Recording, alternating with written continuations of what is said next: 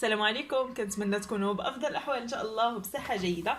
كنبغي نشكركم بزاف للدعم ديالكم والتعاليق ديالكم اللي كتخليو ليا، صراحه كتفرحني بزاف.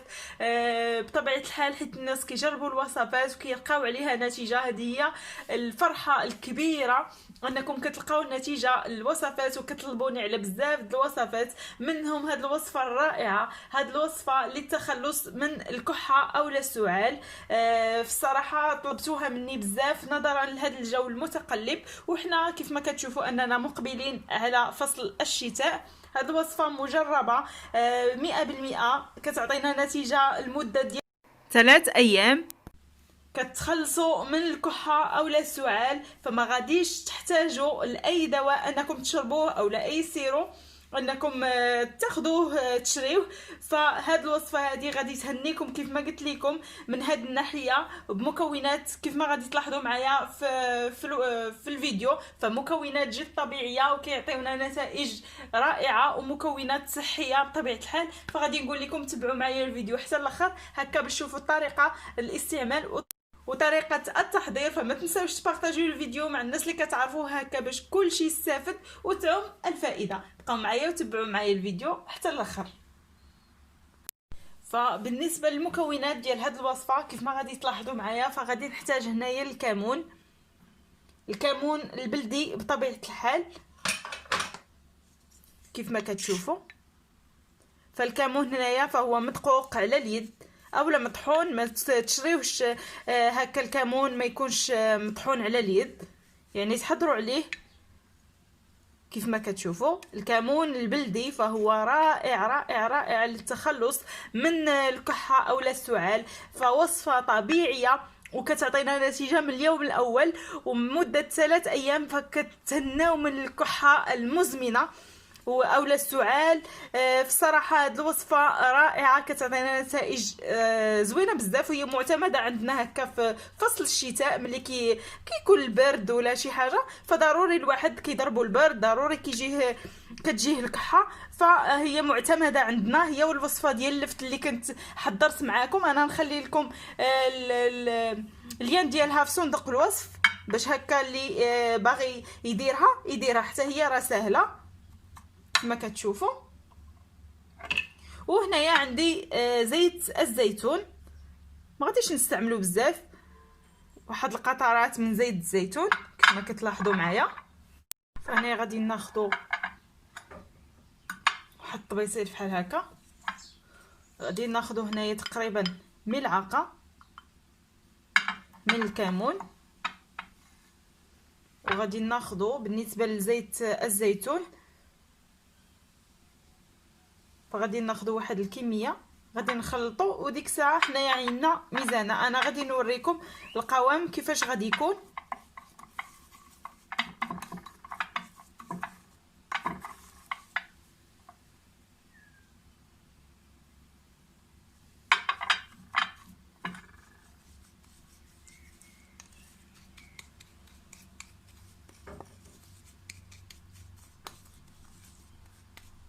هانتوما القوام كيفاش كيكون على هذا الشكل هذا.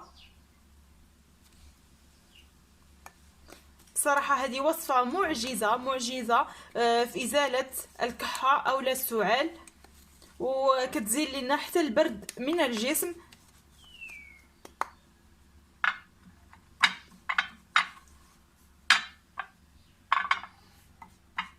بالنسبه لهاد الوصفه هذه فغادي نستعملوها كل ليله في داك الوقيته ديال مده 3 ايام، غادي نستعملوها من الليل لليل. يعني غادي نكونوا في البلاصه ديالنا ملي كنكونوا غادي نعسوا في البلاصه ديالنا، خصنا نكونوا سخانين يعني مغطيين لابسين مزيان سخانين. عاد كناخذوا واحد الملعقه تكون ممتلئه، ملعقه تكون ممتلئه.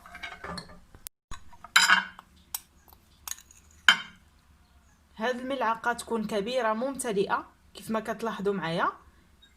الا كنتو غديرها لوليداتك فيمكن ليك انك تضاعفي الكميه، فكتاخذوا واحد الملعقه عفوا كيف ما قلت لكم كبيره وكتاكلوها ديك الساعه كتشربوها من الاحسن ما تضيفوش عليها الماء من ملي تاكلوها هكا، ما تزيدوش الماء باش هكا تخليوها دير المفعول ديالها. صافي من بعد كتاكلوها كيف ما قلت لكم وكتغطاو مزيان. في الصراحه غادي تهنيكم من سعال اولا الكحه، فهاد الوصفه مجربه 100% وكتعطينا نتائج رائعه. هنايا انا ساليت الوصفه الاولى، فغادي نزيدكم وصفه ثانيه بالنسبه للناس اللي ما غاديش يقدروا انهم ياخذوا هاد الملعقه هذه. تقدر الوليدات الصغار ما يقدروش عليها، ولكن هذه راها رائعه، غير جربوها لوليداتكم. فغادي ندوز نحضر معكم ايضا واحد الوصفه ثانيه اللي يمكن لكم انكم ديروها هكا، فهي حتى هي خطيره لازاله الكحه او السعال. فبسم الله على بركة الله غادي نبدا الوصفة الثانية مباشرة. فالوصفة الثانية غادي نحتاج ليها كيف ما كتشوفوا حامضة أو ليمونة. غادي ناخذوا واحد الكأس، يعني يكون كبير شوية، ضروري ما الكأس يكون كبير واحد شوية. وهنا غادي ناخذوا الحامضة، غادي ناخذوا غير النصف ديالها فقط. صافي هنايا مباشرة غادي ناخذ نصف ليمونة كيف ما كتشوفوا. غادي نعصر هنايا تقريبا واحد الملعقه كبيره من الليمون اولا الحامض كيف ما كتشوفوا. غادي نزول هاد البذور على هاد الشكل هذا.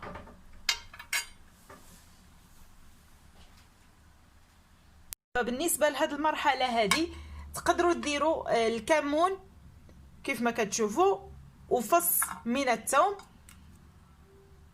وفص من الثوم. بالنسبه للناس اللي ما كياكلوش الثومه او ما كيقدروش ياكلوا الثومه فماشي مشكل. بالنسبه للناس اللي ما عندهمش مشكل في الثومه فيديروا الطريقه اللي غادي ندير.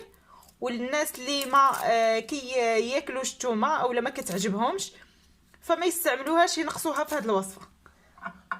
هنا كيف ما كتشوفوا انا عصرت داك نصف ليمونه تقريبا كيف قلت لكم ملعقه كبيره.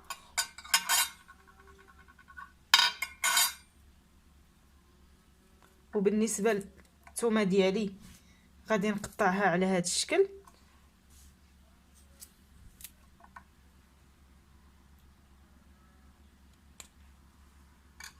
وهنايا غادي ناخذ واحد راس ملعقه من الكمون على هذا الشكل هذا. من بعد غادي نضيف الماء يكون ساخن، ضروري من الماء كيف ما لاحظتوا معايا غادي يكون ساخن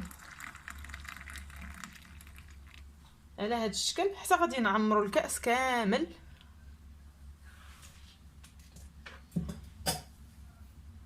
وكنغطيو عليه بطبيعه الحال، خصنا ضروري اننا نغطيو عليه. كنخليو الماء ديالنا حتى كيدفى، يعني ملي كيكون ساخن حتى كيدفى لينا وكياخذ هاد المكونات المفعول ديالها في داك الماء. من بعد فغادي ناخذوا هاد الماء نقدروا نصفيوه. بالنسبه للناس اللي ما غاديش يبغيو هاد البقايا في الماء فيقدروا يصفيوه. بالنسبه للناس اللي ما عندهمش مشكل انهم يشربوا هاد البقايا في الماء فيشربوه كما هو، يعني يتشرب كيف ما هكا. الا ما قدرتوش عليه فاصفيوه وشربوا غير الماء فقط.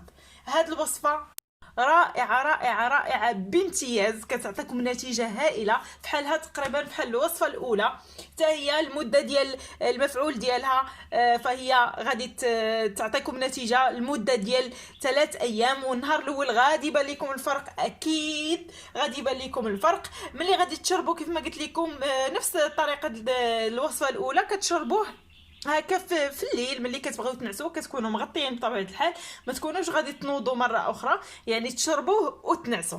هنايا بالنسبه لهاد الكاس ملي غادي تشربوه غادي تزيدوا عليه ملعقه من زيت الزيتون، يعني غادي تاخذوا كيف ما قلت لكم ملعقه، تعمروا ملعقه من زيت الزيتون وغادي تشربوها من بعد هاد الكاس هذا. من بعد ما كتشربوه صافي وغادي تنعسوا، والغد ليه غادي تلاحظوا الفرق، غادي تلاحظوا واحد الفرق رائع رائع رائع فيكم.